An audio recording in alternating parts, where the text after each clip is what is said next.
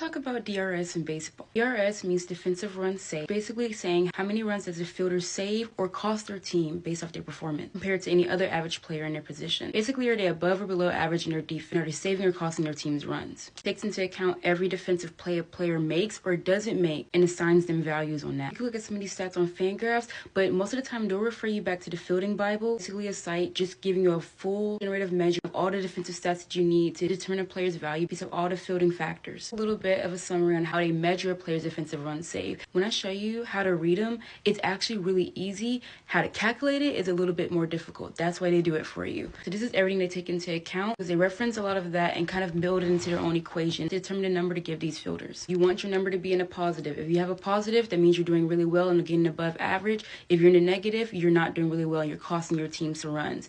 The average every year is 0. Anything above that is trending in the right direction, and anything below that, of course, isn't. As you can see, 5 is above average. If you have a 10 for your DRS, you're doing great. 15 is usually where you see the Gold Glove candidates start shining. -5, -10, -15 is where you do not want to be, because that means they're allowing extra run due to their lack of defense. Along with the individual players, there are also team DRS points. Those are just calculated by taking the sum of all the DRS scores of their players on the team and their positioning runs saved. That's how they come up with their team DRS. Overall, it's best to use this stat over the course of time rather than a sample size. So I would say after 1 to 3 years for individual players, that's when it's good to kind of gauge and see where they are defensively, and using DRS is a great way to do so. Just the course over a few months won't give you the best number and overall comprehensive value of how they've been doing over a longer course of time.